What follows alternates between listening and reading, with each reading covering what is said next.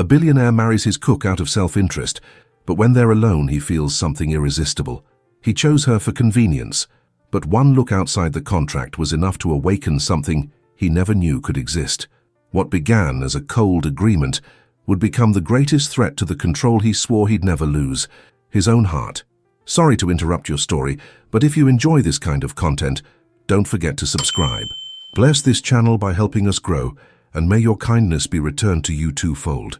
Thank you and enjoy the video. The crystal glass shattered against the office wall, splashing drops of whiskey onto the elegant imported Persian tapestries. Alexander Sterling, the most feared and ruthless real estate magnate in New York City, breathed heavily, his eyes burning with fury. "How the hell did we miss this clause? It's impossible," he roared, slamming his fist on the mahogany desk. The three lawyers sitting across from him in the lavish library of his Park Avenue penthouse exchanged uneasy glances, none of them wanting to be the bearer of more bad news. "Mr. Sterling," began James Peterson, his lead counsel for the past decade, "we've reviewed the founding charter 20 times. The clause is there, signed by you 15 years ago when the Sterling Group was just starting. I was 25. Who the hell includes a marriage requirement in a business contract?" Alexander exclaimed, running a hand through his perfectly trimmed dark hair. "Someone very cunning," James replied, adjusting his glasses. "The wording is impeccable. If the primary founding shareholder is not married by his 40th birthday, his shares will be automatically diluted, granting majority control to the secondary founding partners." Alexander sank into his Italian leather armchair, feeling something he had sworn never to experience again: fear. His empire, built with blood and sacrifice, was hanging by an absurd legal technicality. "Victor and Alessandro," he muttered with contempt. Those bastards knew exactly what they were doing. On the opposite wall, an antique grandfather clock relentlessly marked the time. He had only 3 months until his 40th birthday. 3 months to find a wife or lose everything he had fought for. "And it can't be just any marriage? A quick arrangement with someone?" he asked desperately. "No, sir," replied the youngest lawyer on the team. "The clause specifies it must be a verifiable and convincing marriage. Your partners can challenge it if they suspect it's fraudulent." Silence filled the room as the setting sun cast long shadows through the enormous windows overlooking the immaculate private terrace. "They'll need proof of cohabitation, a shared life," James continued. "Photographs, witnesses, a credible story. Victor and Alessandro will hire investigators, I'm sure of it." Alexander closed his eyes. The women in his life had always been fleeting, temporary trophies at galas and events. The idea of marriage repulsed him ever since he watched his father get destroyed by a divorce that left him bankrupt. "Leave me alone," he finally ordered, his tone admitting no argument. When the lawyers had gone, the silence of the penthouse enveloped him like a shroud. 40 rooms, art worth millions, and not a single person to share his frustration with. The aroma reached him before the sound of heels on the marble floor, a subtle scent of fresh herbs and roasted garlic. His stomach rumbled, reminding him he hadn't eaten since breakfast. "Your dinner is served, sir," a soft voice announced from the doorway. Alexander looked up to see Elena Sanchez, his cook for the past 2 years, a woman in her early 30s, always discreet, always punctual, always invisible, until he needed her. "Thank you, Elena. I'll have dinner in my study tonight."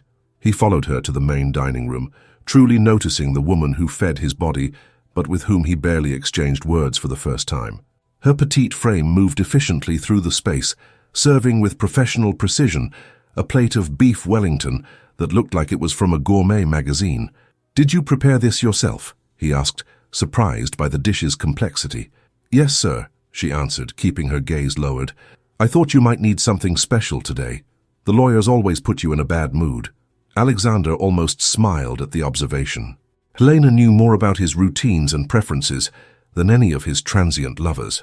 As he savored the first bite of the exquisite meal, a calculated idea began to form in his mind. He watched Elena retreating silently toward the kitchen, studying her dutiful demeanor, her predictable need to please.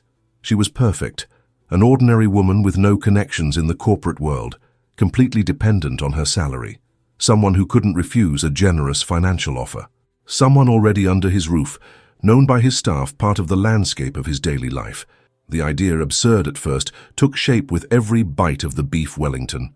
By the time he finished the rice pudding for dessert, Alexander Sterling was smiling for the first time that day. Tomorrow he would speak with Elena.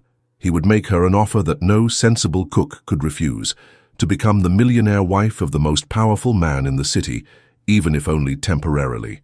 The gears of his mind were already calculating figures, conditions, contracts. 1 year of marriage would be enough. Afterward, a discreet and generous divorce. Simple, efficient, no emotional complications. After all, for Alexander Sterling, everyone had a price, and he was sure Elena Sanchez would be no exception. What he didn't know was that he had just set in motion a plan that would change not only his company, but his entire life. The alarm clock blared at 4:30 a.m., just as it did every day in the small apartment in Queens. Elena Sanchez slapped the alarm off and sat up in bed, rubbing her eyes as she listened to the quiet breathing of her daughter, Lucy, in the next bed. The routine was always the same. Prepare Lucy's lunch, get her ready for the neighbor to take her to school, and catch the subway that would leave her a 15-minute walk from the Sterling penthouse, all to arrive by 6:30 and have breakfast ready at 8 sharp, as her boss demanded. "Good morning, Mom," Eleanor whispered, entering the adjoining room where Carmen, her mother, lay connected to an oxygen tank. The lung disease was progressing relentlessly, consuming both her savings and the elderly woman's health. "Are you leaving already, sweetheart?" the woman asked in a weak voice. "Not yet. First I'll get your breakfast and your medicine." Elena's life was divided between 3 worlds: the mansion where she worked, the small apartment she could barely afford, and the constant fear of the future. What if her mother's illness worsened? How would she ever pay for Lucy's college? While on the crowded subway, she received a text that made her blood run cold.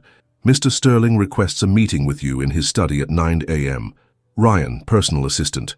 Elena felt her stomach drop. In 2 years, she had never been formally summoned to the study. Instructions always came through the head housekeeper or the assistant. "He's going to fire me," she thought in anguish, as the city streets blurred past the window. He probably found a professional chef. At 9:00 sharp, Eleanor waited outside the imposing study, her uniform immaculate and her hair tied back in a severe bun. Her hands, rough from years of work, twisted nervously. At 9:30 she was still waiting. Ryan, the assistant, gave her sympathetic glances as he took calls. "Mr. Sterling always makes everyone wait," he explained in a low voice. "He says a powerful man's time is more valuable."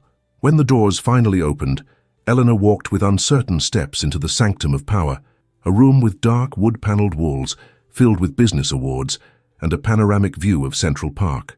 Alexander Sterling watched her from his desk, like a hawk studying its prey. "Sit down, Elena," he ordered, gesturing to a chair in front of him. "Do you know why you're here?" "No, sir," she replied, bracing for the worst.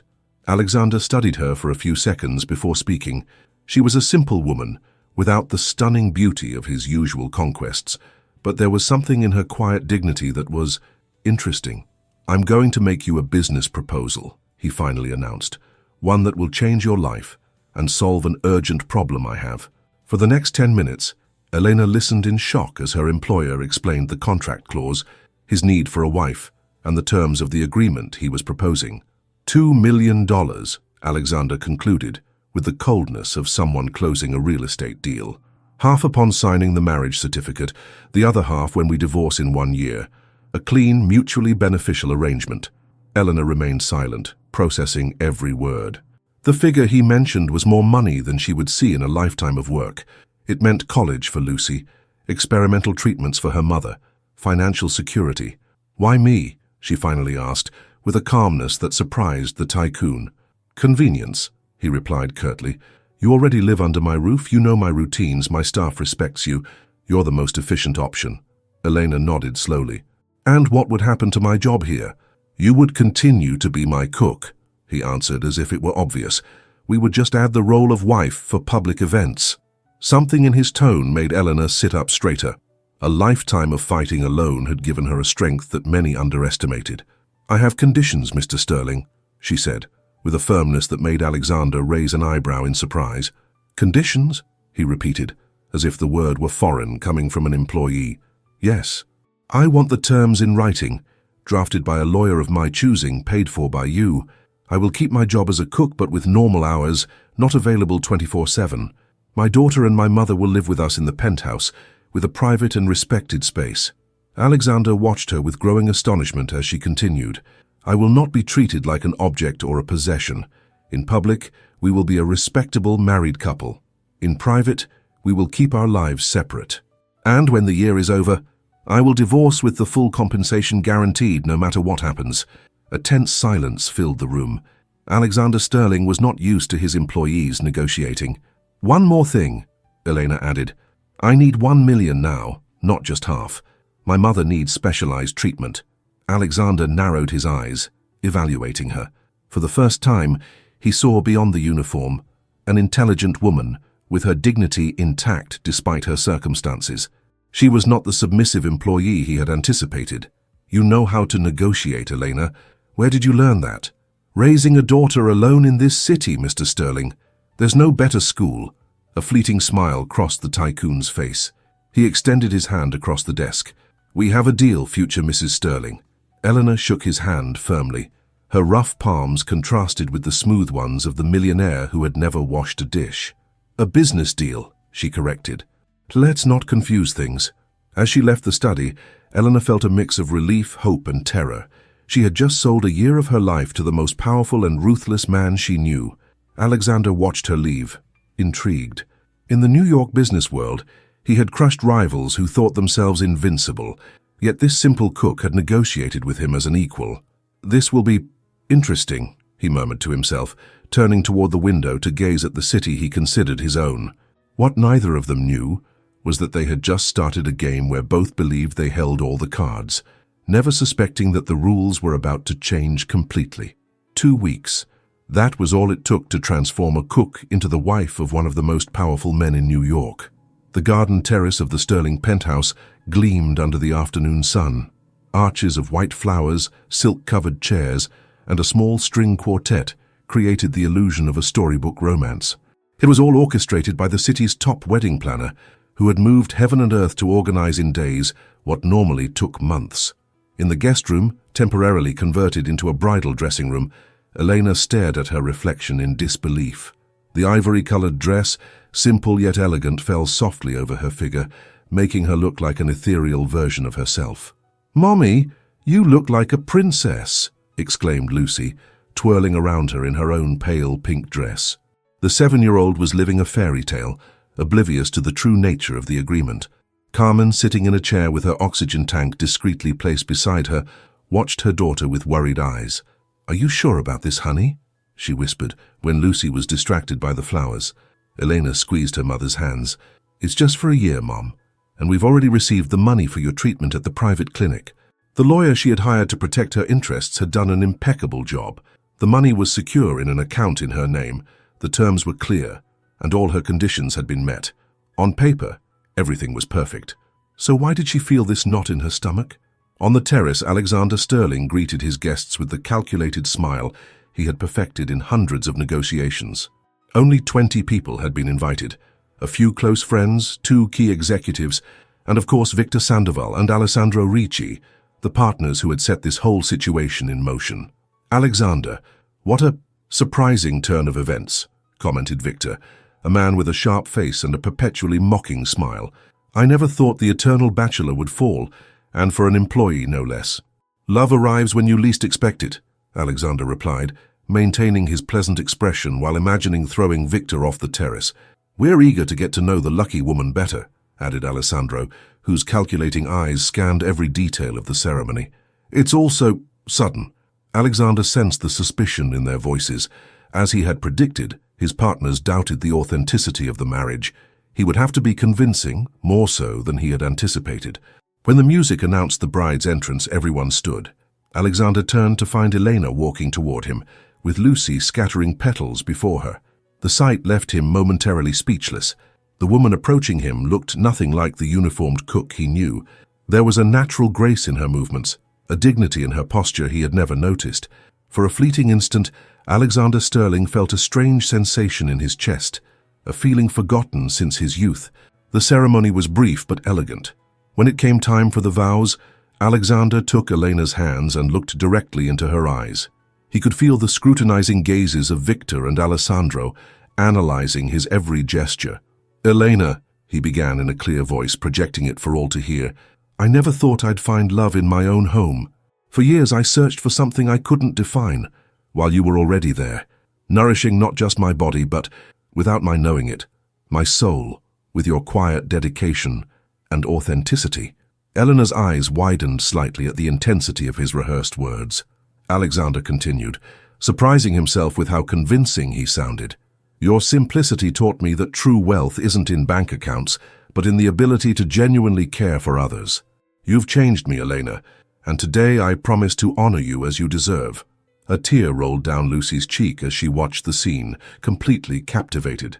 Elena felt a pang of guilt seeing her daughter so happy, believing in the fairy tale they were performing. When the officiant pronounced them husband and wife, Alexander leaned in to seal the deal with a kiss. His lips barely brushed against Elena's, but the contact sent an unexpected electric current through them both. They pulled apart quickly, flustered. The reception unfolded like a well-rehearsed play. Alexander kept his arm around Eleanor's waist. She smiled at the right moments, and together they played the part of enamored newlyweds. "Your husband is very handsome, Mommy," Lucy whispered during the toast. "Can I call him Dad now?" Elena's heart sank. "Give it time, my love." Little by little, the night arrived with dizzying speed. Before she could process it, Elena found herself in the penthouse's master suite, now officially Mrs. Sterling. The room, larger than her entire old apartment, was decorated with a sober, masculine luxury. Alexander entered after seeing off the last guest. He loosened his tie with a sigh of relief. "I think we convinced them," he declared, pouring himself a whiskey from the decanter, "especially after my moving speech." "It was convincing," Elena admitted, uncomfortable in the elegant nightgown they had chosen for her. "Lucy is completely in love with the idea." A heavy silence fell between them. The reality of their situation, two strangers forced to share an intimate space, became palpable. "I'll take the couch," Alexander announced abruptly, pointing to a sleek chaise lounge that looked too small for his frame. "The bathroom is all yours. Your things have been brought up." "Thank you," she replied mechanically. Hours later, in the dimness of the room, both lay awake.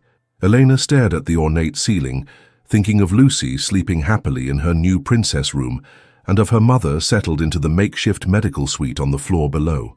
On the couch, Alexander contemplated the silhouette of his wife against the silk sheets.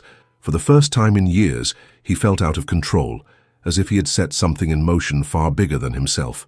"Elena," he whispered in the dark. "Yes? Good night, Mrs. Sterling." The silence that followed was filled with unasked questions and an uncertain future neither could foresee. The Sterling penthouse had always run like a Swiss watch, with each person fulfilling their specific role without interfering with others. Now the lines had blurred into a strange choreography that no one quite knew how to dance. In the mornings, Eleanor still prepared breakfast, but no longer in a cook's uniform. Instead, she wore elegant outfits a personal stylist had selected for her. Alexander would come down at 8 sharp, greet Lucy with an awkwardness that was slowly softening, and share the table with his new makeshift family. "Do you like coffee, Alexander?" Lucy asked one morning, watching him with a child's relentless curiosity. "I need it to survive," he replied, surprised by the direct question. "My mommy says too much coffee is bad. She says it makes you jittery like a squirrel hoarding nuts for winter," the girl commented, drawing an involuntary laugh from Alexander. Eleanor watched these interactions with a mix of wonder and concern. Her daughter was disarming the fearsome tycoon with disconcerting ease. 3 weeks after the wedding came the trial by fire, the annual Children's Cancer Foundation Gala, one of the most important charity events of the year. The entire business elite of New York would be present. "Are you sure you want to take me?" Elena asked as she got ready, terrified at the thought of facing high society. "I could fake a migraine." "Impossible," Alexander replied, adjusting his cufflink. "Victor and Alessandra will be there. They need to see us as a couple." When Elena emerged from the dressing room in an elegant midnight blue gown, Alexander was momentarily speechless. The transformation was remarkable. It wasn't just the clothes or the hairstyle, but an innate dignity that no stylist could create. "You look presentable," he finally said, unable to articulate a genuine compliment. "How romantic," she retorted with irony, as Ryan, the assistant, hid a smile. In the ballroom of the St. Regis, all eyes immediately fell on the couple. The news of Alexander Sterling's surprise marriage to his cook had been the elite's favorite gossip for weeks. "Alexander, darling," greeted Adriana Monroe, the wife of Sterling's biggest competitor.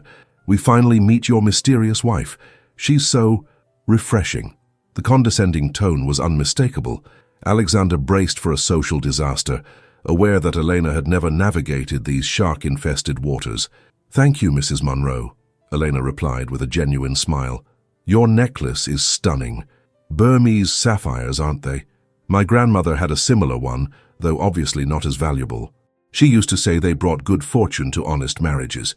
Adriana touched her necklace, taken aback by the specific knowledge and the veiled compliment tinged with a slight warning. "Why, yes, you have a good eye." For the next 2 hours, Elena navigated the evening with a mix of honesty and natural tact that left Alexander astonished. Where he had spent years building relationships through strategy, she connected genuinely in minutes. "How the hell did you do that?" he asked during a moment alone. "Do what?" "Charles Mendoza has been rejecting my proposals for years. After 10 minutes with you, he just invited us to his estate in the Hamptons." Elena shrugged. "I just asked him about his grandchildren. It's what wealthy people really want, for someone to see them as people, not just as wallets." Alexander watched her walk away to greet another group, feeling a confusing mix of pride and something dangerously close to jealousy when he saw her laugh at a young banker's comment. "No, please, Mommy." The scream cut through the silence of the night like a knife. Alexander woke up disoriented on the master suite's couch. It was Lucy's voice. Without thinking, he shot up and ran to the girl's room, arriving even before Eleanor. He found Lucy sitting up in bed, tears streaming down her cheeks, terror etched on her face. "What's wrong? Are you hurt?" he asked awkwardly, unsure how to handle the situation. "The monsters. They were chasing me," the little girl sobbed. "And I couldn't find my mommy." Alexander froze, remembering his own childhood nightmares that no one had ever soothed. Hesitantly, he sat on the edge of the bed. "There are no monsters here," he said in a soft voice, so different from his usual business tone. "And your mom is, well, she's coming now." Lucy looked at him with watery eyes. "Do you promise there are no monsters under the bed?" With absolute seriousness, Alexander knelt and looked under the furniture. "Completely monster-free, I guarantee it." "And in the closet?" Sighing, the powerful tycoon meticulously checked the closet. "All clear in there too. I'm an expert in anti-monster security, you know." A small smile appeared on Lucy's face. "Really?" "Of course. It's part of the job of a—" He hesitated for a second. "A stepfather." From the doorway, hidden in the shadows, Elena watched the scene with a racing heart. She had never imagined seeing the ruthless Alexander Sterling sitting on a child's bed, making up stories about his supposed expertise in chasing away imaginary creatures. There was a vulnerability in his gestures, a tender awkwardness in the way he tucked the blankets around Lucy. For a fleeting moment, Elena glimpsed the lonely boy he must have been, before he became the business shark everyone feared. "I need results, Ortega, not excuses," Victor Sandoval snapped at the nondescript man sitting across from him in the discreet coffee shop. "Sir, I've been tailing them for 3 weeks, the private investigator replied. "They attend events together, live under the same roof. The girl seems to adore him. Everything points to a real marriage." "Impossible," Alessandro interjected, hitting the table in frustration. "We've known Alex since college. He would never fall for a simple cook. There has to be something we're not seeing." The investigator sighed, flipping through his notes. "The only odd thing is that, according to the housekeeper, they maintain separate rooms." Victor's eyes gleamed with malice. "Separate? Interesting. We need photographic evidence, Ortega, whatever it takes." What none of the 3 men noticed was Ryan, Alexander's loyal assistant, sitting discreetly 3 tables away, listening to every word with growing concern. Life in the Sterling penthouse had found a strange equilibrium. After 3 months, the inhabitants had established routines and unspoken agreements that made cohabitation not just tolerable, but, surprisingly, pleasant at times. That Sunday morning seemed to be unfolding like any other. Lucy was playing on the terrace under the watchful eye of Ryan, who had developed an unexpected affection for the girl. Alexander was reviewing documents on a lounge chair, enjoying the autumn sun. Eleanor was preparing Sunday lunch, humming softly, and Carmen was resting in her medically equipped room. The piercing scream came without warning. "Eleanor! Eleanor! Come quick!" It was Carmen's nurse. Elena dropped the knife on the cutting board and ran as she never had before. Reaching the room, she found her mother convulsing. Her eyes rolled back, a light foam escaping her lips. "Mom, what's happening?" "Oh my God," Elena cried, clinging to the elderly woman's trembling body. "It's septic shock," the nurse explained with professional urgency. "The lung infection must have worsened. We need an ambulance now." Alexander appeared in the doorway, alerted by the screams. In an instant, he assessed the situation with the same precision he used to analyze business crises. "Forget the ambulance," he commanded, pulling out his phone. "We'll lose valuable time."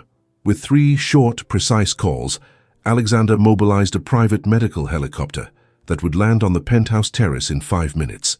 Meanwhile, the nurse fought to stabilize Carmen, whose breathing was growing weaker. "Alexander, please, help her," Elena pleaded with a voice she had never used with him, stripped of all dignity and strength. Her eyes, always firm and defiant, were now flooded with primal terror. For the first time, Alexander saw the woman who had always maintained her composure, even in the most difficult situations, completely vulnerable. "I will," he replied with an absolute certainty that surprised even himself. The Mount Sinai Medical Center gleamed with antiseptic light as the helicopter touched down on its helipad. A full team was waiting, alerted by calls from Mr. Sterling, who had promised $1 million donations in exchange for immediate attention. The next few hours passed in a blur of medical terms, urgent tests and doctors consulting in low voices. Elena sat in the private waiting room, her gaze fixed on the door where they had taken her mother, mechanically reciting the prayers she had learned as a child. "Have you eaten anything?" Alexander asked, appearing with a cup of coffee. Elena shook her head, unable to speak. The tears had left tracks on her now pale and drawn face. "You need to eat," he insisted, in a tone he had never used. Almost gentle. "I can't," she finally murmured. "If something happens to her, she's all I have left besides Lucy." Alexander sat beside her, uncomfortable in this unfamiliar territory where contracts and negotiations were useless. "Lucy is fine." Ryan stayed with her and explained the situation. "He says she's a very brave girl." Eleanor nodded absently. Silence settled between them, but for the first time, it wasn't an awkward silence, but that of 2 people sharing a common worry. "My mother died when I was 12, Alexander said suddenly, surprising himself. He never spoke about his past to anyone. Elena looked at him, really looked at him for the first time in hours. It was a brain aneurysm. One day she was there, making me breakfast. The next, she was gone. My father never recovered. He buried himself in work and alcohol. He died 10 years later without ever being the same." He didn't know why he was telling her this. Maybe because for the first time he understood Elena's terror, or maybe because something inside him had been slowly cracking since this woman and her small family had entered his life.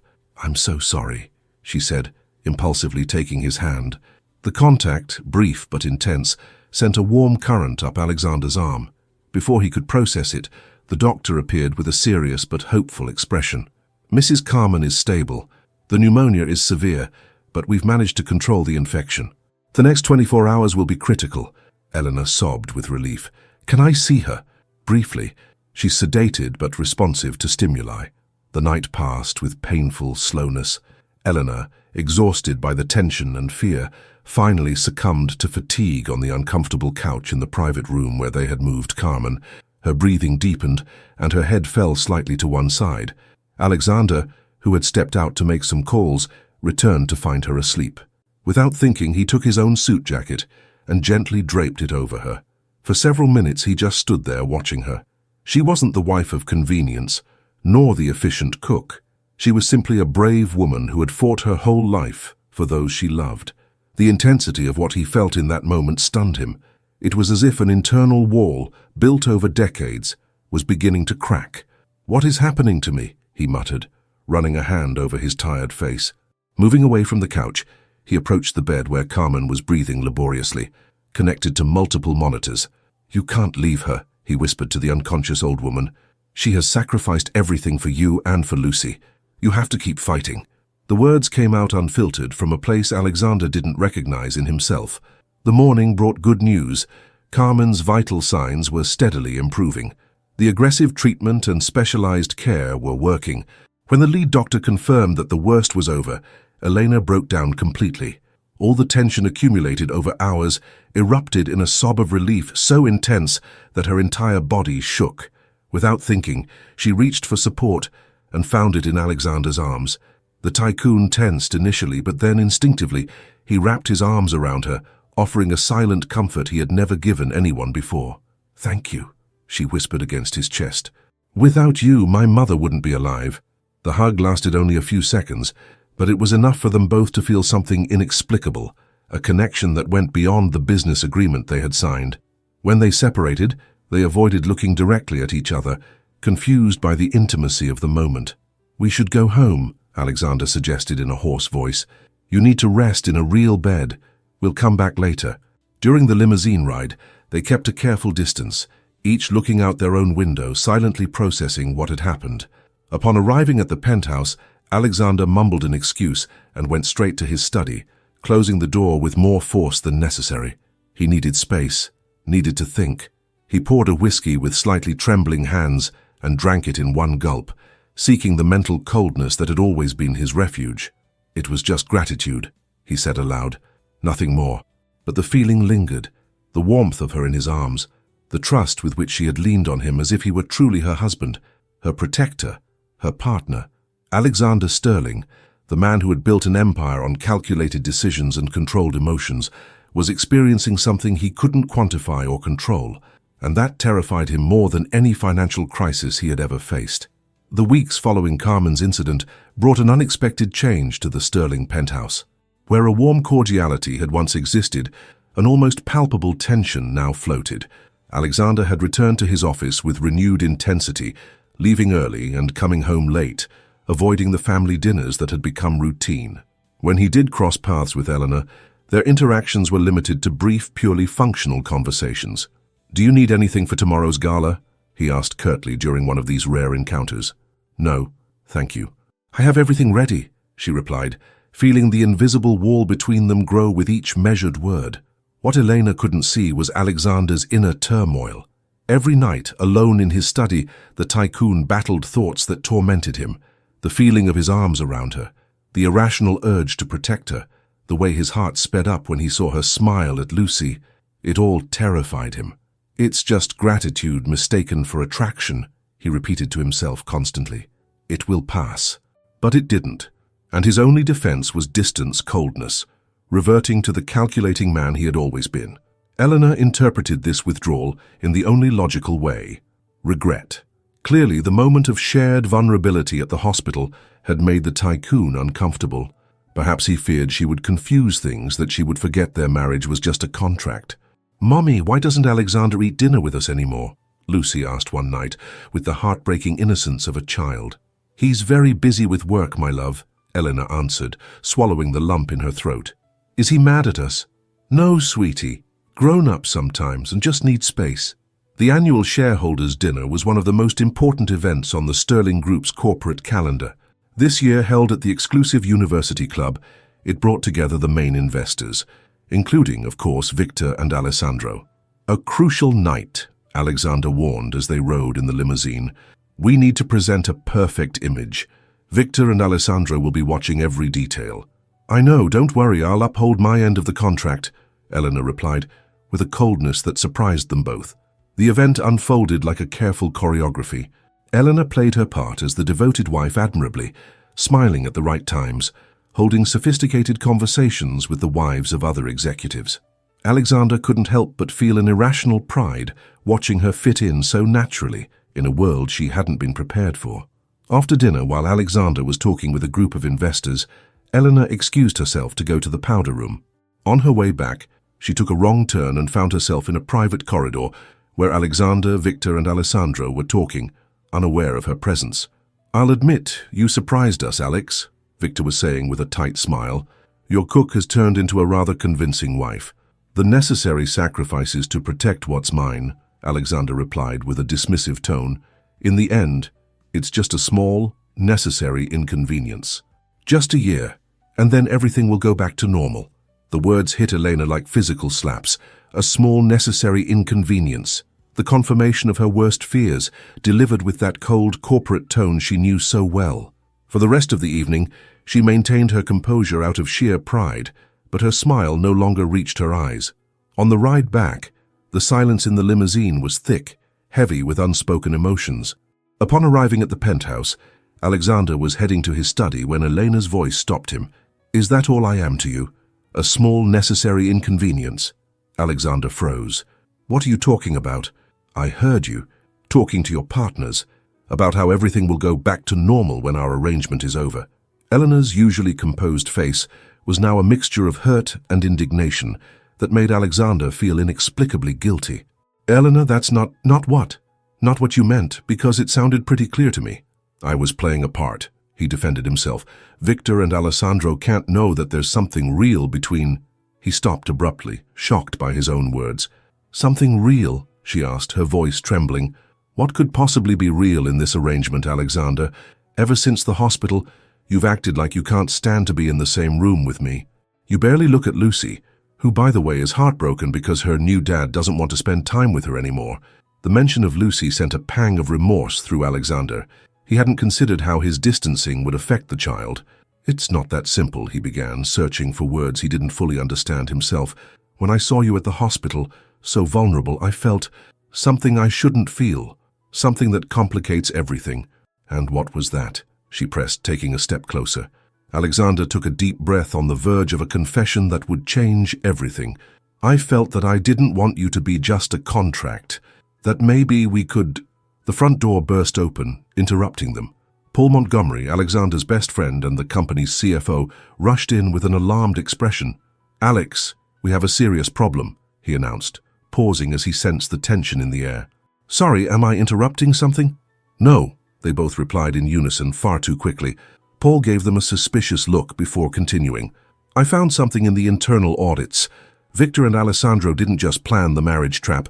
They've been embezzling massive funds for the last 5 years. He held out a folder with detailed financial documents. They used the marriage clause as a distraction. Their real plan was to buy time to complete a series of transfers to offshore accounts. If they take control of the company, they can erase every trace." Alexander scanned the documents with rising fury. Those sons of bitches. All this time, Elena watched his face transform from personal conflict to corporate determination. "How much time do we have?" Alexander asked. 3 weeks, max," Paul replied.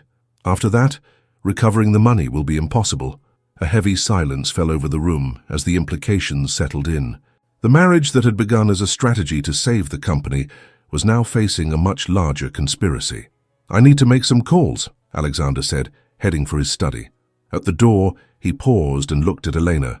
"This conversation isn't over." She gave a slight nod, aware they had been interrupted at a crucial moment. When they were alone, Paul looked at Elena with curiosity. "You know," he said in a low voice, "I've never seen Alex look at anyone the way he looks at you. And I've known that stubborn ass since college." Elena didn't answer, but the words settled in her heart, planting a seed of hope amidst the uncertainty. The battle against Victor and Alessandro was just beginning, and the corporate betrayal had created a common enemy. But the real challenge remained the invisible wall between two people, fighting unexpected feelings in a marriage that was never meant to be real. Alexander Sterling's office had become a war room. The walls, once dominated by expensive works of art, were now covered with documents, financial charts, and photos of his partners. A team of the best forensic accountants and lawyers in New York filed in and out daily, armed with confidential folders and grim expressions. "They've been planning this for almost 5 years, Alexander explained to Paul during one of their endless strategy sessions. Every failed investment, every delayed project, it was all deliberate. As he reviewed years of suspicious transactions, something unexpected happened. Alexander began to see his own company with new eyes. Document after document revealed not only his partner's betrayal, but also the consequences of his own ruthless leadership style. A development project in Appalachia had displaced dozens of local families with minimal compensation. A textile mill abruptly closed in North Carolina had left hundreds of women jobless without adequate severance. Decisions he had once considered necessary for business now seemed needlessly cruel. "What happened to the workers from the North Carolina plant?" he asked Ryan, his assistant, one afternoon. "Many of them never found similar work," Ryan answered, surprised by the question. "Most were single mothers with no formal education." Single mothers. Like Eleanor. The thought haunted him for days. At the penthouse, meanwhile, Alexander implemented a parallel plan. One morning he appeared at the family breakfast, something he hadn't done in weeks. "Good morning," he said, noticing how Lucy instantly brightened. "Alexander, you're not mad at us anymore?" the girl asked with devastating frankness. "I was never mad, kiddo," he replied, feeling a pang of guilt. "Just very busy with grown-up problems." Eleanor watched the interaction cautiously, guarding her heart after weeks of distance. "I have something to show you all after breakfast," Alexander announced with a nervous smile Eleanor had never seen on him. He led them to the east wing of the penthouse, a section that had remained virtually unused. Opening a set of large double doors, he revealed a completely transformed space, a private medical suite equipped with state-of-the-art hospital technology, a small, comfortable living area, and large windows overlooking the terrace garden. "For Carmen," he explained, looking at Elena. "The doctors say she can leave the hospital next week, but she'll need specialized care for months. I thought this would be better than a facility." Elena walked through the space in disbelief, touching the cutting-edge medical equipment and the comfortable chairs arranged for visitors. "I've already hired 2 specialized nurses who will rotate on 24-hour shifts," Alexander continued. "Dr. Mendoza will come 3 times a week to supervise her recovery." "Why?" Elena finally asked, her voice barely a whisper. The question hung between them, heavy with meaning. "Because she's your mother," he answered simply. "And you're all part of my life now." The following days brought a gradual but undeniable transformation. Alexander began coming home for dinner, asking about Lucy's day, visiting Carmen when she returned from the hospital. They weren't grand gestures but small moments, helping Lucy with her math homework, bringing the elderly woman's favorite brand of tea, lingering in the kitchen to talk while Elena prepared dessert. One afternoon, after a particularly difficult meeting, Alexander found Elena in the garden, pruning roses. "You know, I've never asked how you learned to cook like this," he commented, offering her a glass of lemonade. She looked at him in surprise, but accepted the drink. "My grandmother owned a small diner in New Mexico. I grew up among pots and 100-year-old recipes." "And how did you end up in New York?" "I came to study at the Culinary Institute. I met Lucy's father. We fell in love. I got pregnant, and he disappeared when I told him." A common story. She said it without self-pity, as if reporting a fact. "No, it's not common," Alexander replied. "It's brave. Raising a daughter alone, caring for your mother, building a dignified life. That takes more courage than any business deal I've ever faced." Their eyes met for a moment, and something undefinable passed between them. The storm arrived one night without warning, with the fury characteristic of New York summer thunderstorms. Lightning illuminated the penthouse in ghostly flashes, and the wind whipped the ancient trees on the terrace. At 10 o'clock, the power failed. The immense home was plunged into total darkness. Helena's, unable to sleep through the storm, went down to the kitchen, guided by her phone's flashlight. To her surprise, she found Alexander sitting at the center island, surrounded by candles that cast dancing shadows on the walls. "The fuse box is shot," he explained. "The emergency generator is failing.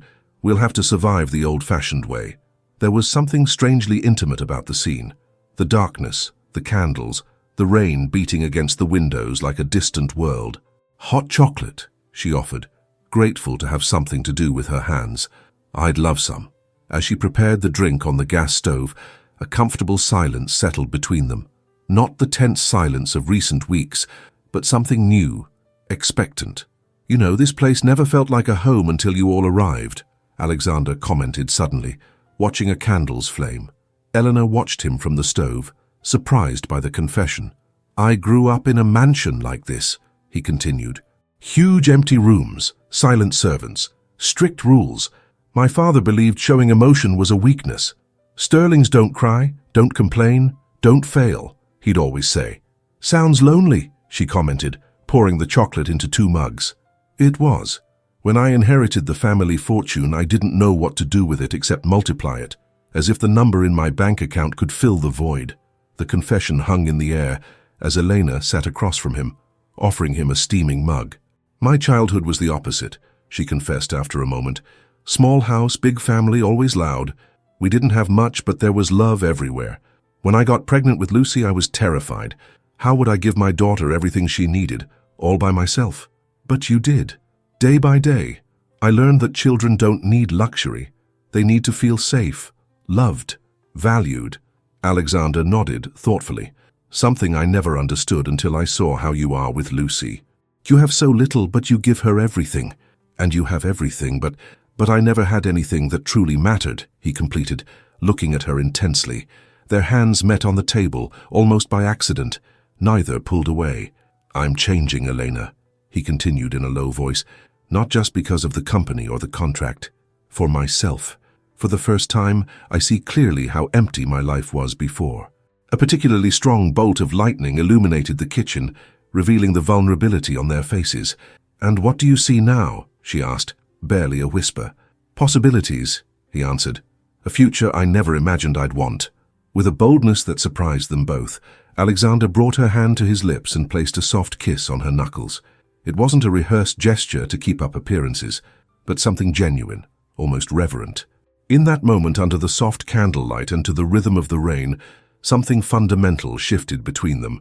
What had begun as a cold contract was transforming into something neither dared to name yet, but that both were beginning to recognize. And outside, the storm raged on, washing away the past, preparing the ground for something new. Alexander Sterling's office was buzzing with activity that morning. Lawyers, auditors, and forensic IT specialists were finalizing the last details of the case they had meticulously built for months. We have everything we need, Paul announced, placing a thick binder on the desk. Illicit transfers, forged documents, witnesses ready to testify. Victor and Alessandro have no way out. Alexander reviewed the documents with satisfaction.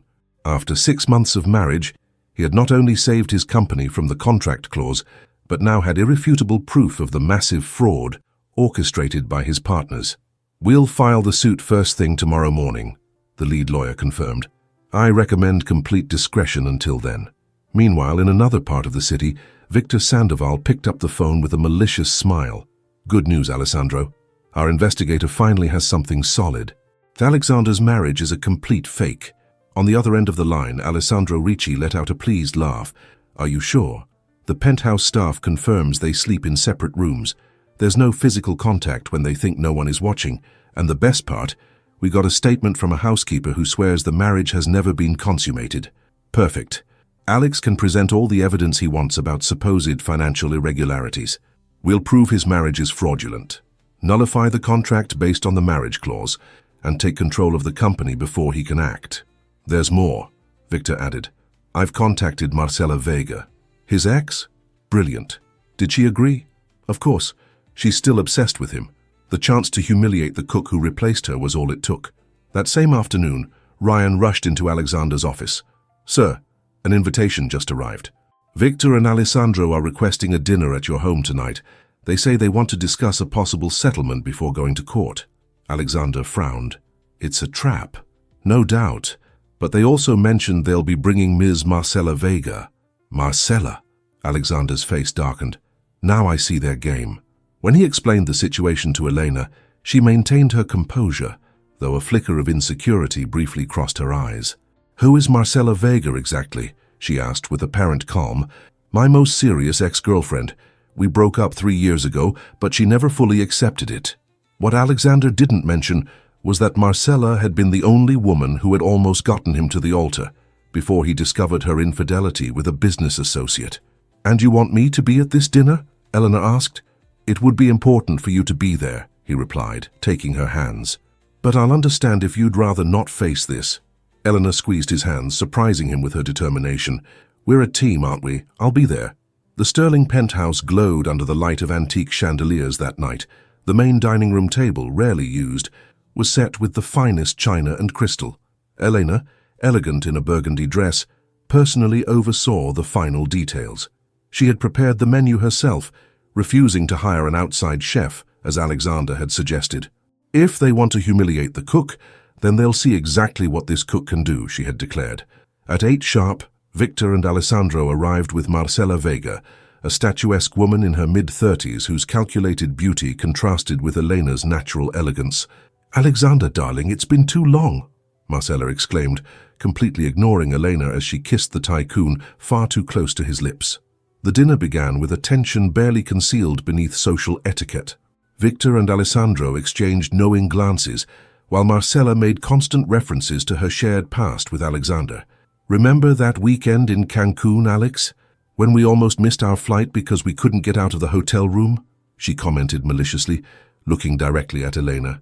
"Vaguely," Alexander replied curtly, noticing how Elena maintained her composure. As the main course was served, an exquisite 7-course tasting menu that Elena had designed to showcase her culinary artistry, Victor decided to launch his attack. "I must say, Elena, you've surprised us all. From cook to Mrs. Sterling, quite an impressive leap up the social ladder." "Cooking and marriage have something in common, Mr. Sandoval," she replied with a serene smile. "In both, what matters is substance, not appearances." Alessandro forced a laugh.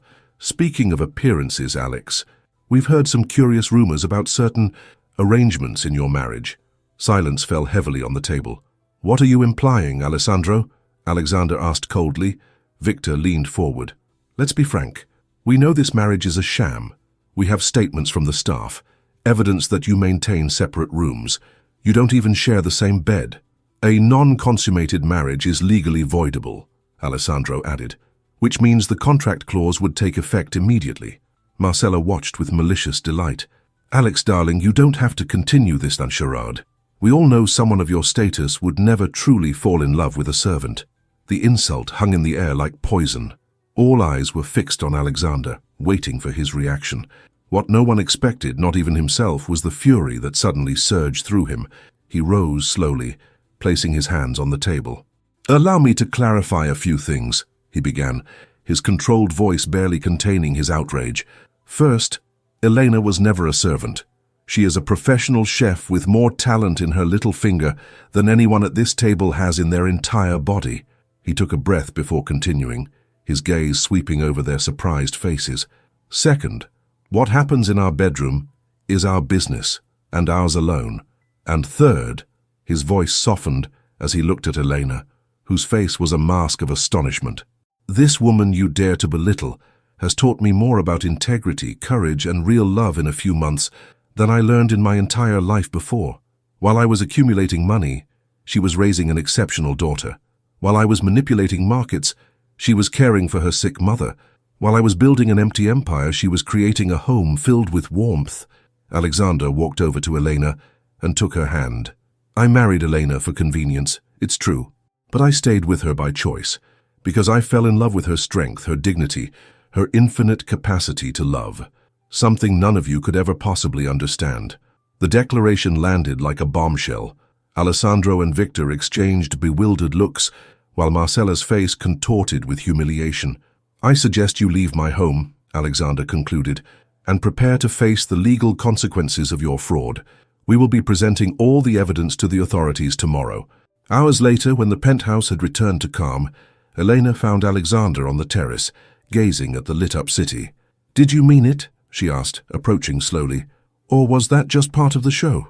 Alexander turned to her, his face stripped of all the masks he had worn for years. "Every word," he answered simply, "though I hadn't planned on confessing it like that, in front of everyone." Elena took another step, closing the distance between them. "I've made a decision," she declared in a firm voice. "Tomorrow when you face your partners, you won't do it alone. I'll be with you. Not for the contract, not for the money. Because I fell in love too, Alexander Sterling, with your hidden vulnerability, with how you care for Lucy, with the way you respect my mother." The mutual confession hung between them like a promise. This time, when their hands met, there were no pretenses, no act, no strategic calculations. Only two people who had started a game of appearances, only to discover in astonishment that the reality was infinitely more valuable than any charade. The notification arrived first thing in the morning, an emergency meeting of the board of directors at 10 a.m., attendance mandatory. Alexander read it with a frown. He had planned to file his complaint with the court that morning, but his partners had beaten him to it. "It's an ambush," he explained to Elena as he adjusted his tie. "For they've called the entire board to expose us." "Do you want me to go with you?" she asked, finishing up Lucy's breakfast. "You don't need to expose yourself to that." Eleanor set the plate on the table and looked at him directly. "You're not understanding me, Alexander. I'm not asking if it's necessary. I'm asking if you want me by your side." The question hung between them, full of meaning. After the previous night, After the mutual confessions, something fundamental had changed. "Yes," he finally admitted, "I want you with me." The imposing Sterling Group Tower rose 40 stories above Midtown Manhattan. As they crossed the marble lobby, Eleanor felt the curious stares of employees and executives, the barely concealed whispers. "The cook, who became Mrs. Sterling. They say it's all an act. Did you see the way he looks at her? Something's not right." Alexander gently squeezed Elena's hand, a small gesture that conveyed security. The elevator took them to the executive floor, where Paul was waiting with a grim expression. "All the board members are here," he informed them. Victor and Alessandro arrived early and had been speaking privately with each of them. "Do you have everything ready?" Alexander asked. Paul nodded. "Just waiting for your signal." The boardroom was an imposing space, with a massive oval table and floor-to-ceiling windows offering a panoramic view of the city. 12 faces turned toward them as they entered. Victor and Alessandro, at the head of the table, smiled with predatory confidence. "Alexander, Elena, how kind of you to join us," Victor greeted with false cordiality. "Though I must say, I'm surprised to see Mrs. Sterling in such a technical meeting." "My wife has every right to be here," Alexander replied, helping her into a chair before taking his own seat. Alessandro stood with a solemn air. "Members of the board, we have convened you on a matter of extreme gravity. We have proof that our CEO has compromised the financial integrity of this company and, furthermore, has perpetrated contract fraud." The projector lit up the wall with carefully manipulated financial documents, showing supposed irregular transfers ordered by Alexander. Elena watched the faces of the board members, which shifted between disbelief and disappointment. "But that's not all," Victor continued, taking over the presentation. "As you know, the founding charter stipulates that Alexander had to be genuinely married by his 40th birthday. However, we have evidence that his marriage to the lady present is a complete sham, a business contract disguised as a marital union." The screen showed photographs, Alexander sleeping on the couch in the master suite while Elena occupied the bed. Images taken with a telephoto lens from the garden, a complete violation of their privacy. "Employee testimony confirms they do not share a room, that there is no physical intimacy between them," Alessandro added triumphantly. "A housekeeper has even signed a sworn affidavit, stating that the marriage has never been consummated, making it legally voidable." Eleanor felt herself blush intensely as the board members murmured among themselves. Alexander remained impassive, though she could see the tension in his jaw.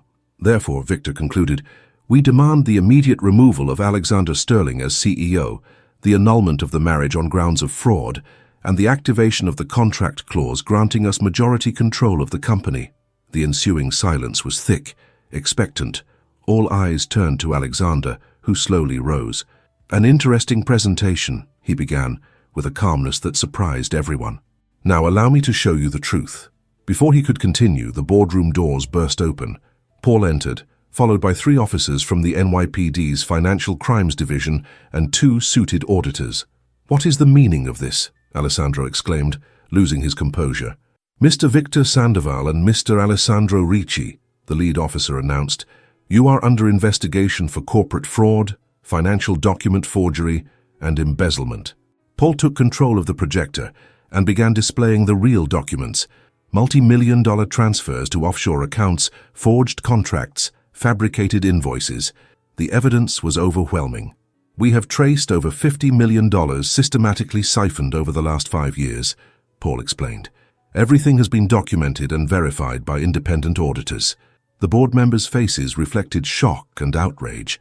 Some began to physically distance themselves from Victor and Alessandro, as if guilt were contagious. "This is absurd," Victor protested as an officer began reading him his rights. "You can't arrest us here." "Actually, they can," Alexander clarified. "And they are." Alessandro, seeing all was lost, showed his true colors. A venomous smile twisted his features as the officers escorted him toward the door. "At least we proved your marriage is a pathetic sham," he spat with disdain. "Do you really think she loves you? You? A cold, calculating man who buys people like he buys properties. She could never love someone like you." The comment landed like acid in the room. The board members looked on uncomfortably, the officers paused briefly, and Alexander suddenly looked vulnerable. It was then that Elena stood up. All eyes turned to her. the cook who had remained silent until now. "You're wrong, Mr. Ricci," she said in a clear, firm voice that resonated in the silent room. "Our beginning may have been an agreement, but what happened next wasn't planned by anyone." She walked slowly to the center of the room, with a dignity that impressed even the skeptics. "I fell in love," she continued, looking directly at Alessandro before turning to Alexander. "I fell in love with the man who visited my mother in the hospital when he thought I wasn't looking. With the man who learned how to braid my daughter's hair just because she asked him to one morning." Her voice broke slightly, but she continued with determination as she approached Alexander. "I fell in love with the man who, for the first time, understood that power and money mean nothing if you have no one to share them with. With the man who, under all those layers of corporate coldness, turned out to have the bravest and most sincere heart I have ever known." Tears glistened in her eyes, but her voice did not waver. "So no, our marriage didn't start like a fairy tale. It started as a contract, but it ended up being the most real and true thing I have ever experienced." An absolute silence reigned in the room. The board members watched in astonishment. The officers, moved, seemed to have momentarily forgotten their task.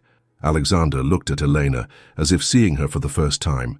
Something had broken free in him, as if the last barrier, the final retaining wall, had given way for good. Slowly, before the stunned eyes of the entire board of directors, Alexander Sterling, the man who never showed emotion in public, took Elena's face in his hands. "I love you," he declared simply, his voice no longer trying to control or calculate. "I love you in a way I never thought possible." And then, in a gesture that definitively sealed the authenticity of his feelings, he kissed her. It was not the formal kiss from their wedding, nor a gesture calculated for appearances. It was a kiss born from newfound truth, from the freedom of finally allowing himself to love and be loved. When they parted, the spontaneous applause of several board members broke the tension. Even the police officers were smiling as they escorted the fraudulent partners out of the room. "I believe," said the chairman of the board, clearing his throat emotionally, "that this meeting has concluded with an unexpected but satisfactory result." Alexander and Elena barely heard him. In that moment, only the two of them existed, and the absolute certainty that what had begun as a cold business arrangement had transformed into the most authentic and powerful love either of them could have imagined. The penthouse garden glowed under lights strategically placed among the mature trees. The laughter of guests mingled with the soft music of a string quartet, creating an atmosphere of intimate and elegant celebration. Exactly 1 year had passed since that boardroom confrontation that changed everything, a year of profound transformations, both personal and professional. Alexander watched the scene from the terrace, a glass of champagne in his hand, and an expression of serene happiness that would have been unthinkable for the man he was 12 months ago. "What are you thinking about?" Elena asked, approaching him in a turquoise dress that highlighted her natural elegance. "About how unrecognizable this place is," he replied, wrapping an arm around her waist. "It used to be just another property in my portfolio. Now, it's a home." The changes were obvious. Where cold minimalist decor once dominated, there were now touches of warmth everywhere. Family photographs, fresh flowers, an occasionally forgotten toy. The penthouse breathed life. In the center of the garden, Lucy, now 8, authoritatively directed a group of children in some complicated game only they understood. Her crystal-clear laugh reached the terrace. "Dad, come see this," the girl suddenly shouted, waving her arms at Alexander. The term still sent a wave of emotion through him. After months of being Alexander, the day Lucy first called him Dad was etched in his memory as one of the most significant moments of his life. "Duty calls," he said with a smile, kissing Elena briefly before heading toward the children. Carmen, sitting in a comfortable garden chair adapted for her needs, watched everything with bright eyes. Though she still required supplemental oxygen, her health had improved considerably under the constant care she received at the penthouse. "My daughter has never been this happy," she remarked to Paul, who had become a frequent family visitor. "And to think it all started with a contract." Paul smiled, remembering the turbulent days of the previous year. "Sometimes, life has better plans than we do." The transformation went far beyond the personal. The Sterling Group, under Alexander's new leadership and with Elena's unexpected but valuable perspective, had implemented profound structural changes. The Mothers Initiative, Elena's brainchild, offered professional training and microloans to single mothers. The textile mill in North Carolina had reopened, this time with exemplary labor conditions and a daycare center for the workers' children. Real estate projects now included community consultations and fair compensation.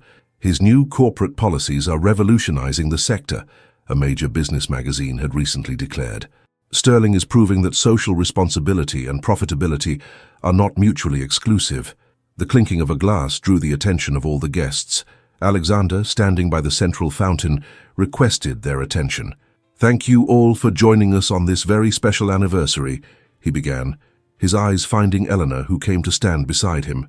"Exactly 1 year ago, many of you witnessed a moment that changed our lives. Some thought it was the end of a story, but in reality, it was just the beginning." He took Elena's hand, lacing his fingers through hers in a gesture that had become natural between them. "Today, we want to share some news with you that makes our anniversary even more special," he continued. "In about 6 months, our family will be growing. We're expecting a baby." Applause and congratulations erupted immediately. Lucy jumped with excitement, while Carmen discreetly wiped away a tear. Later, when most of the guests had left, Alexander and Elena walked barefoot on the grass, enjoying the tranquility of the night. "You know what's the most ironic part of all this?" Alexander mused, stopping under an old oak tree that dominated the garden. "What?" "Victor and Alessandro included that marriage clause to destroy me, but they ended up saving me. Without it, I never would have proposed that absurd deal. We never would have created this family." Eleanor rested her head on his shoulder. "Life has strange ways of getting us exactly where we need to be." 3 years later, the Sterling penthouse was buzzing with even more life.